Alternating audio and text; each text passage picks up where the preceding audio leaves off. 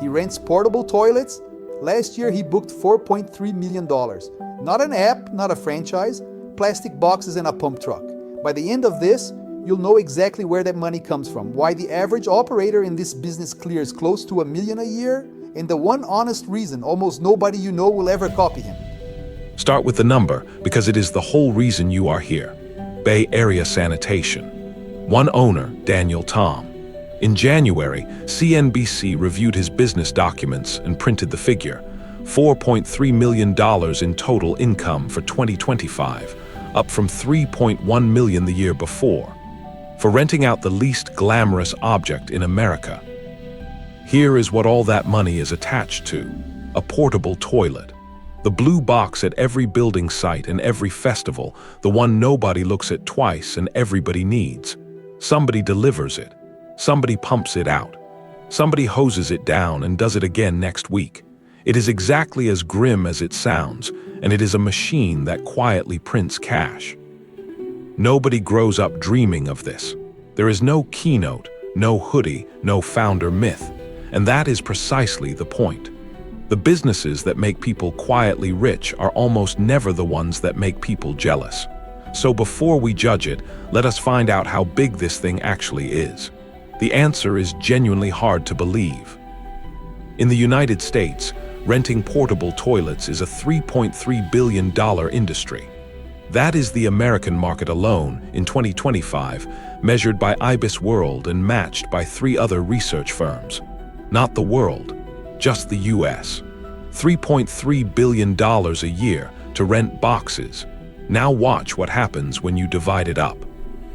$3.3 billion spread across 3,489 businesses. That is an average of about $946,000 a year each. Not the winner, the average one. The typical portable toilet company in America books close to $1 million renting toilets, which raises the only question that matters. Where does that money come from? Picture the thing that generates it, not one blue box. Hundreds of them racked in rows in a depot yard, most of them out earning at any given moment. A portable toilet business is a fleet, and a fleet is an asset that goes out, does a job nobody else will touch, and comes back to be sent out again. Remember that word, fleet. It is going to explain everything. So the money, one source dwarfs the rest: construction. Somewhere between 1/3 and 1/2 of everything in this industry comes off building sites because the law and basic decency agree. If you have workers, you have to give them somewhere to go. Every tower, every road, every new subdivision. Before the foundation is poured, the toilets arrive. After construction comes everything that gathers a crowd. Festivals, marathons, county fairs, a wedding in a field. Call it 20 to 30% of the money. The demand isn't a fashion. It is simply wherever humans are and plumbing isn't. And some of it shows up at the worst possible moments. When a hurricane takes out the plumbing for a whole county, someone has to truck in sanitation overnight. When a highway is torn up for a year of roadworks, the crews still need facilities every day. Disaster relief and infrastructure are a smaller slice, but they are the slice that does not care about the economy at all, which points at the real secret of this business. Most of this demand doesn't flinch. A recession can slow new construction, and it does. But events still happen, repairs still happen, and every unit already out in the field still has to be serviced every single week on a contract, whether the market is up or down. That servicing is the heartbeat. It is boring, it is relentless, and it is about as durable as revenue gets. And it is growing. The US market has compounded at roughly 5% a year since 2020, and analysts project it pushes past $5 billion by 2030. I am saying project on purpose, because that is a forecast, not a fact. But the direction is not really in doubt. More building, more events, more boxes every year. Now back to Daniel Tom and the part that actually matters. Revenue is a vanity number. What you keep is the business. Tom told CNBC his net profit margin runs around 22%.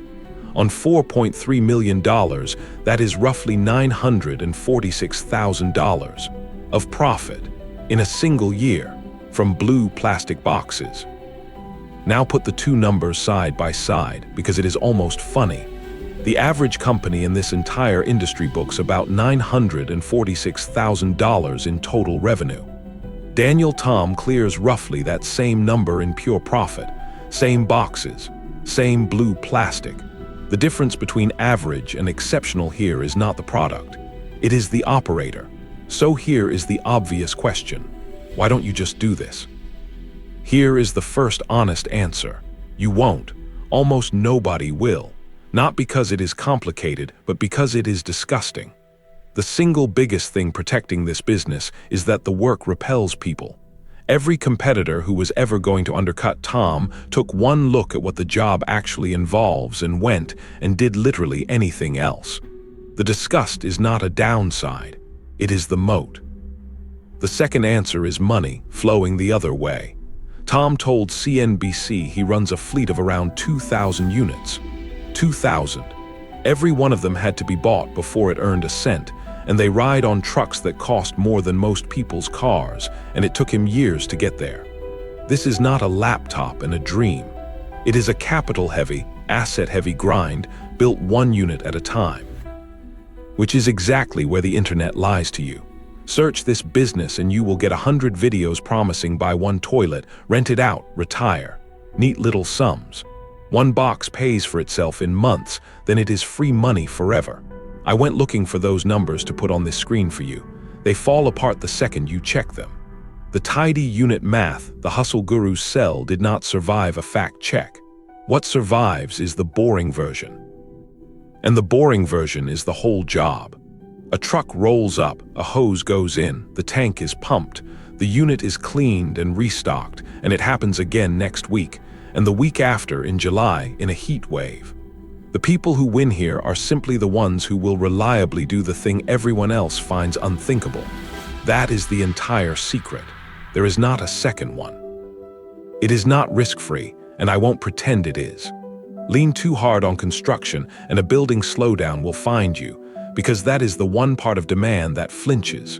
Fuel, labor, and disposal costs climb. And a fleet sitting idle in a yard is money parked, not money working. This is a real business with real exposure. It just happens to be a durable one, run by people willing to own the parts nobody photographs. So here is what the 4.3 million is really about. It was never about toilets. It is about a simple, unfashionable trade almost everyone refuses to make. Do the necessary, unglamorous, repulsive work reliably for years, and the market will pay you for the disgust it will not stomach itself. Daniel Tom did not find a loophole. He found a job nobody wanted, and he did it better than anyone. There is one last piece, and it is why a business like this even reaches us. Every job in this world starts with a phone call. A site manager needs 10 units by Friday. An event planner is panicking on a Saturday. If that call rings out, it does not wait, it just dials the next company in the search results. That is why operators use something we build at SAFIGO. A receptionist that answers within 2 rings, day or night, books the job straight into the calendar and texts the details through. When the product is boring and the next competitor is one tap away, the company that answers is the company that gets paid. So, weird money. Is the porta potty millionaire real? Completely. $4.3 million, documented in an industry worth $3.3 billion where the average operator books close to $1 million a year. But read the fine print the internet skips. This is earned money, not easy money. It is capital heavy, it is years long, and the work is exactly as grim as you are picturing. The moat is the disgust, and that is the whole thesis of this series. The real money is almost always hiding in the places nobody wants to look. Homework. Think of the most unglamorous business you drove past today, the one you have never once considered, and ask yourself what its invoices actually look like. Then tell me the weirdest money you know in the comments. I read every single one.